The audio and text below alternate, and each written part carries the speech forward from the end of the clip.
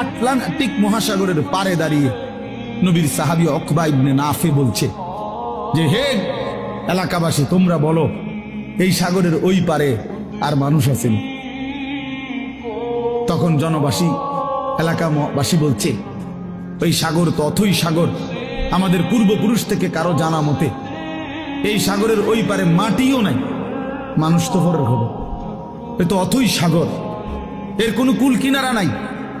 হযরত উকবা ইবনে নাফে 22 বছর বয়স্ক সাহাবী, পুরো আফ্রিকা বিজয় করে এই আটলান্টিক মহাসাগরের পারে দাঁড়িয়ে নিজের ঘোড়ার 2 পাও ভিজাইছে, ঘোড়ার পাও সাগরের পানিতে ভিজাইয়া এরপরে আল্লাহকে বলছে, আল্লাহ, তোমার বান্দারা সাক্ষী দিছে সাগরের ওই পারে নাকি কোনো মানুষ নাই, এই জন্য আমি থেমে গেলাম। যদি খোদার কসম মাওলা একজন লোক বলতো ওই পারে একজন মানুষ আছে, আমি আল্লাহর কসম রব এই ঘোড়া নামায় দিতাম, ওই লোকটার কাছেও কালেমার দাওয়াত পৌঁছাইতাম। একজনের জন্য আমি সাগর পাড়ি দিতে রাজি আছি, কিন্তু কেউ তো বলে না আর কোনো লোক নাই, এজন্য থেমে গেলাম। এই ছিল জিন্দিগি বন্ধু।